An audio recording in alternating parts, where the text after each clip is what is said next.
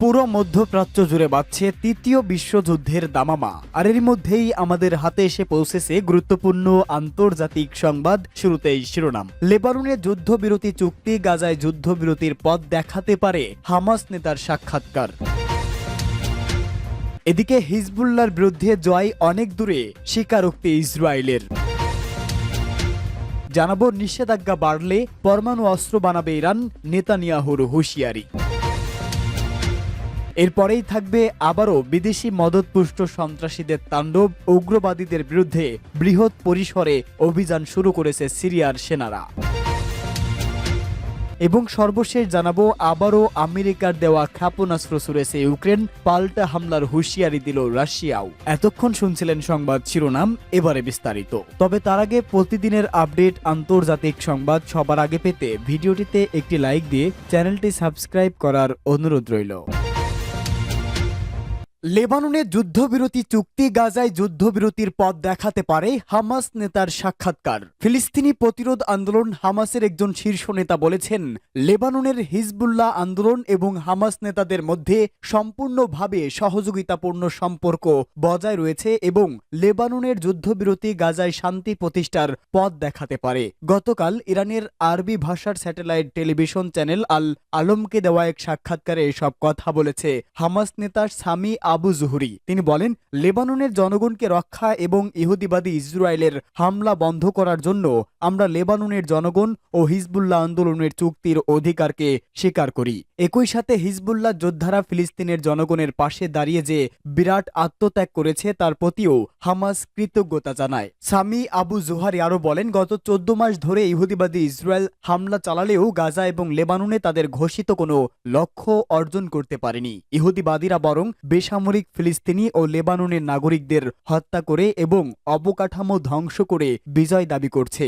গাজার বর্তমান পরিস্থিতির কথা উল্লেখ করে সামি আবু জুহারি বলেন, সেখানে যা কিছু হচ্ছে তা মানবিক দৃষ্টিকোণ থেকে দেখলে বলতে হবে যে সাম্প্রতিক শতাব্দীগুলোতে কোথাও এই ধরনের ভয়াবহ অমানবিক ঘটনা ঘটেনি। গাজার সমস্ত হাসপাতাল ও চিকিৎসা কেন্দ্রগুলোকে ইচ্ছাকৃতভাবে ইহুদিবাদী ইসরায়েল ধ্বংস করছে। হামাসের এই নেতা জানান, অবরুদ্ধ গাজা উপত্যকার উত্তরাঞ্চলে একমাত্র কামাল আদওয়ান হাসপাতাল টিকে আছে। এছাড়া সেখানে কোনো হাসপাতাল ও চিকিৎসার উপকরণ নেই যা দিয়ে গাজার লোকজনকে চিকিৎসা সেবা দেওয়া সম্ভব। তিনি বলেন, এখনও প্রতিদিন ইহুদিবাদী ইসরায়েল বর্বর হামলা চালাচ্ছে এবং প্রতিদিন বহু সংখ্যক ফিলিস্তিনি হতাহত হচ্ছেন। একই সাথে ইহুদিবাদী সেনারা এসব হামলায় মানুষকে হাসপাতাল বা চিকিৎসা কেন্দ্রে যেতে দিচ্ছে না এবং ধ্বংসস্তূপের নিচ থেকে বের করা আহত ব্যক্তিদের সেবার জন্য ঘটনাস্থলে অ্যাম্বুলেন্সও যেতে দিচ্ছে না। হিজবুল্লাহর বিরুদ্ধে জয় অনেক দূরে, বলছে ইসরায়েল। ইসরায়েল সামরিক বাহিনীর ব্রিগেডিয়ার জেনারেল ইসরায়েল সোমার বলেছে, ইসরায়েল এখনও হিজবুল্লাহর হুমকি প্রতিহত করতে পারেনি। তিনি হিজবুল্লাহকে পুনরায় সংঘটিত হওয়া বন্ধ করতে যে কোনো জায়গায় আঘাত করার জন্য প্রস্তুত থাকতে বলেছেন। তিনি জানিয়েছে, সত্য বিজয় কয়েক দশকে আসার সম্ভাবনা নেই। নিউজ আউটলেট ইসরায়েল হোমকে তিনি বলেন, হিজবুল্লাহর বিরুদ্ধে পরীক্ষা হবে বাস্তবায়ন ও অর্জন করার জন্য। তিনি আরো বলেছেন, আমাদের অবশ্যই নিশ্চিত করতে হবে যে এই হুমকি লেবাননে বা গাজায় ফিরে না আসে এবং যদি তা হয় আমাদের অবশ্যই ভেতরে ঢুকে আঘাত করতে হবে। এদিকে লেবাননের দক্ষিণাঞ্চলে 6টি এলাকায় ট্যাঙ্ক থেকে গুলিবর্ষণ করেছে ইসরায়েল। ইসরায়েলি সামরিক বাহিনীর অভিযোগ, হিজবুল্লাহর সাথে যুদ্ধবিরতি চুক্তি লঙ্ঘিত হয়েছে। তাদের দাবি, দক্ষিণ অঞ্চলের বেশ কিছু এলাকায় সন্দেহভাজন লোকজন হাজির হয়, কেউ কেউ গাড়িতে আসে। যুক্তরাষ্ট্র ও ফ্রান্সের মধ্যস্থতায় ইসরায়েল ও লেবাননে হিজবুল্লাহর মধ্যে যুদ্ধবিরতি চুক্তি কার্যকর হয়। দীর্ঘ 14 মাস ধরে লড়াইয়ে বিধ্বস্ত সীমান্ত অঞ্চলে উভয় দেশের মানুষ যেন বাড়িতে ফিরতে পারে তা নিশ্চিত করাই এই চুক্তির লক্ষ্য। সীমান্ত সংলগ্ন শহরগুলোতে বাসিন্দাদের নিজেদের নিরাপত্তার স্বার্থেই এখনই না ফিরতে অনুরোধ করেছে ইসরায়েলি সামরিক বাহিনী। লেবাননের নিরাপত্তা সূত্র ও রাষ্ট্রায়ত্ত গণমাধ্যম বলেছে, সকালে সীমান্তের 6টি এলাকায় ট্যাঙ্ক থেকে গুলিবর্ষণ করেছে ইসরায়েল। লেবানন ও ইসরায়েলের মধ্যবর্তী ব্লু লাইন সীমান্ত রেখার 2 কিলোমিটারের মধ্যে রয়েছে মারাকাভা, ওয়াজানি, কেফারচোবা, খিয়াম, তায়েবে ও মারজাউন বিস্তীর্ণ কৃষিক্ষেত্র। এই এলাকাগুলোতে হামলা চালানো হয়েছে। নিরাপত্তার সূত্রদের একজন বলছে, মারাকাবাতে 2 জন আহত হয়েছে। দক্ষিণ অঞ্চলের সীমান্তের কাছে নিজেদের বাড়ি থেকে চৌত লেবাননের পরিবারগুলো তাদের সম্পত্তি খতিয়ে দেখার জন্য ফেরার চেষ্টা করছে। তবে সীমান্ত বরাবর শহরগুলোতে লেবাননের ভূখণ্ডের মধ্যেই সেনা মোতায়েন রেখেছে ইসরায়েল। লেবাননের দক্ষিণ অঞ্চলের নানা প্রান্তের উপর দিয়ে নজরদারি ড্রোনের শব্দ শুনছে রয়টার্সের সাংবাদিকরা। ট্যাঙ্কারের টহলদারি নিয়ে হিজবুল্লাহ বা ইসরায়েলের পক্ষ থেকে তাৎক্ষণিকভাবে কোনো মন্তব্য আসেনি। গাজায় যুদ্ধের সমান্তরালে দুই পক্ষ 1 বছরের বেশি সময় ধরে লড়াই করছে। সংঘাত দীর্ণ এই অঞ্চলে এক বিরল কূটনৈতিক কর্তৃত্ব এই চুক্তি ইসরায়েল ও হিজবুল্লাহর মধ্যে বছরের পর বছর ধরে চলা ভয়াবহ সংঘাতকে স্থগিত করে দিয়েছে। তবে ইসরায়েল গাজা ভূখণ্ডে তাদের আরেক প্রধান শত্রু ফিলিস্তিনি প্রতিরোধ আন্দোলন হামাসের বিরুদ্ধে এখনও লড়াই করছে। সূত্র আল জাজিরা এবং ভয়েস অব আমেরিকা। নিষেধাজ্ঞা বাড়লে পরমাণু অস্ত্র বানাবে ইরান, নেতানিয়াহুর হুঁশিয়ারি। ইরান তার ইউরেনিয়াম সমৃদ্ধকরণ কেন্দ্রগুলোতে আরও 6,000-এর বেশি সেন্ট্রিফিউজ স্থাপনের পরিকল্পনা করেছে। জাতিসংঘের পারমাণবিক পর্যবেক্ষণ সংস্থাটি এক প্রতিবেদনে এই তথ্য উল্লেখ করেছে। গত সপ্তাহে ইরানের বিরুদ্ধে আইইএর 35 রাষ্ট্রের বোর্ড অব গভর্নর্সের পাশ করা এক প্রস্তাবের প্রতিক্রিয়ায় অতিরিক্ত সেন্ট্রিফিউজ স্থাপনের ঘোষণা দিয়েছে তেহরান।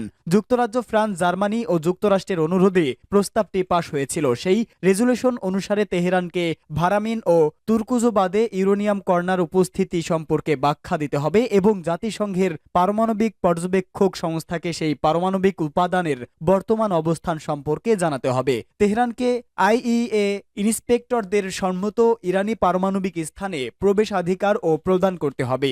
অনুমোদিত প্রস্তাবনা অনুসারে ইরানের পারমাণবিক কার্যক্রমের আইইএ কে একটি সম্পূর্ণ এবং হালনাগাদ মূল্যায়ন তৈরি করতে হবে, যা পরবর্তীতে ইরানের বিরুদ্ধে আরও নিষেধাজ্ঞা আরোপের জন্য জাতিসংঘ নিরাপত্তা পরিষদে তুলে ধরা হতে পারে। পশ্চিমারা বলেছে 60% পর্যন্ত পরিশুদ্ধ ইউরেনিয়াম সমৃদ্ধ করার ব্যাখ্যা দেয়নি ইরান। পারমাণবিক বোমা তৈরি করা ছাড়া কোনো দেশ এই মানের ইউরেনিয়াম সমৃদ্ধ করে না, কারণ 60% পরিশুদ্ধতার মানটি অস্ত্র তৈরির মানের খুব কাছাকাছি।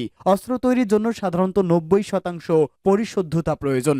এমনিতেই এখন ইরানের 2 ভূগর্ভস্থ কেন্দ্র নাতানজ ও ফার্ডোতে এবং নাতানজের মাটির উপরিভাগে একটি পাইলট কেন্দ্রে 10,000-এর বেশি সেন্ট্রিফিউজ আছে। এখন তারা আরও 6,000-এর বেশি সেন্ট্রিফিউজ স্থাপন করতে চাইছে। আইইএর বোর্ড অব গভর্নর্সের পাশ করা রেজুলেশনের প্রতিক্রিয়ায় ইরানি কর্মকর্তারা বলেছিলেন, ইরানের উপর আরও নিষেধাজ্ঞা আরোপ করলে দেশটি তার পরমাণু অস্ত্র তৈরির উপর থেকে নিজ আরোপিত বিধিনিষেধ তুলে নিতে পারে। এদিকে ইরানি কর্মকর্তাদের এমন প্রতিক্রিয়ার জবাবে ইরানকে আবারও হুমকি দিয়েছেন ইসরায়েলের প্রধানমন্ত্রী বেনিয়ামিন নেতানিয়াহু বলেন, ইরানকে পরমাণু অস্ত্রের অধিকারী হওয়া থেকে ঠেকিয়ে রাখতে আমি সবকিছুই করব।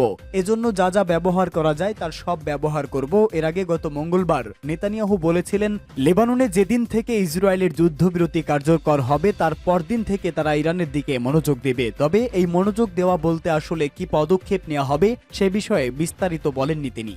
উগ্রবাদীদের বিরুদ্ধে বৃহৎ পরিসরে অভিযান শুরু করেছে সিরিয়ার সেনারা। সিরিয়ায় তৎপর তাকফির সন্ত্রাসী গোষ্ঠীগুলোর বিরুদ্ধে বড় আকারে সামরিক অভিযান শুরু করেছে দেশটির সেনাবাহিনী। সিরিয়ার উত্তর পশ্চিমাঞ্চলীয় আলেপ্পো এবং ইদলিব প্রদেশে বিদেশি মদতপুষ্ট সন্ত্রাসী গোষ্ঠীগুলোর সাম্প্রতিক সহিংস তৎপরতার কারণে সিরিয়ার সামরিক বাহিনী গতকাল থেকেই সেই সেনা অভিযান শুরু করে। এরই মধ্যে সন্ত্রাসীদের বড় ধরনের 4টি হামলা সামরিক বাহিনী ব্যর্থ করেছে।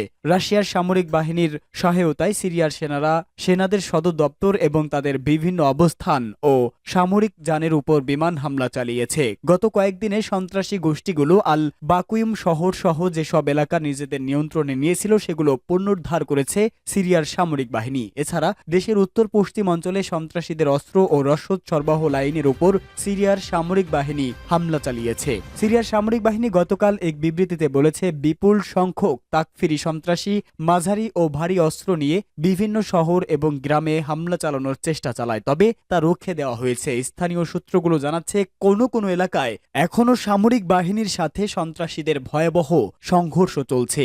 গত বুধবার একদিনেই আলেপ্পো ও ইদলিব প্রদেশে অন্তত 400 সন্ত্রাসী নিহত হয়েছে। সেসব সন্ত্রাসী গোষ্ঠী ওই সংঘর্ষে যুক্ত হয়েছে। তাদের মধ্যে প্রধান হচ্ছে তুরস্ক সমর্থিত হায়াতে তাহরির আশাম।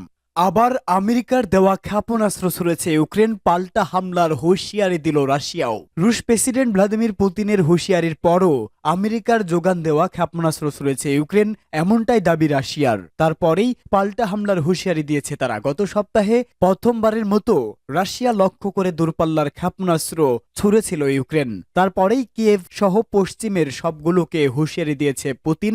এবার রাশিয়া দাবি করল তাদের সেনাঘাঁটি লক্ষ্য করে ক্ষেপণাস্ত্র ছুড়েছে কিয়েভ। সম্প্রতি আমেরিকা রাশিয়ার ভেতরে দূরপাল্লার ক্রুজ ও ব্যালিস্টিক ক্ষেপণাস্ত্র ছোড়ার অনুমতি দিয়েছে ইউক্রেনকে।